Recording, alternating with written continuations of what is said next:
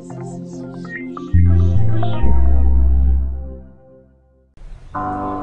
the first year of the 21st century, a man standing by a highway in the middle of America pulled from his pocket his life savings, $30, laid it inside a phone booth, and walked away.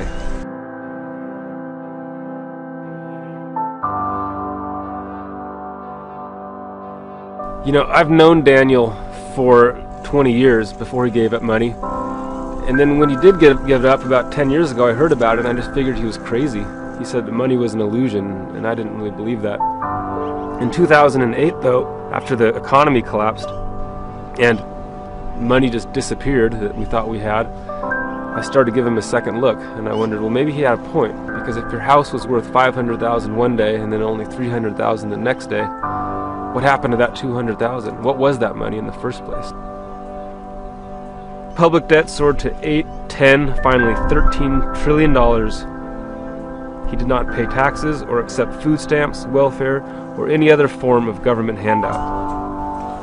Instead, he set up house in caves in the Utah Canyonlands, where he forages mulberries and wild onions, scavenges roadkill raccoons and squirrels, pulls expired groceries from dumpsters, and is often fed by friends and strangers. He writes, "My philosophy is to use only what is freely given or discarded and what is already present and already running."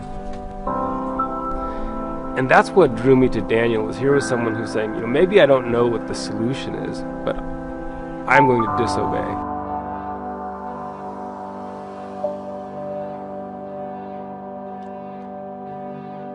So basically all three of these movements, left, right, and center, have come to the conclusion that our financial system is a big problem. It's so big that we can't control it, and in so many ways we feel enslaved by it.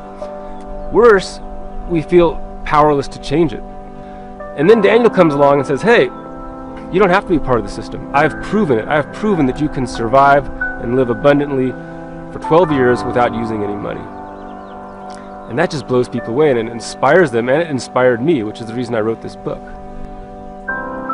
The fact is, if everyone lived like the average American, the world would actually collapse much more quickly than if everyone lived like Suelo. But when Suelo comes along, why do we all say, hey, if everyone lived like you, this wouldn't work? We can cultivate freely giving and freely receiving no matter what station of life we're in. That's our true nature, and it exists in everybody.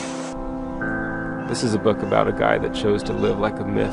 You know, he chose to live like the heroes of the Bible, and that interests me. And of course, the desert is the perfect place for that, because that's where religions are born.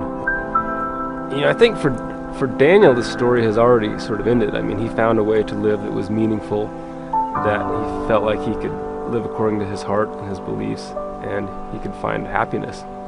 But he's not just sitting there on a hill becoming enlightened.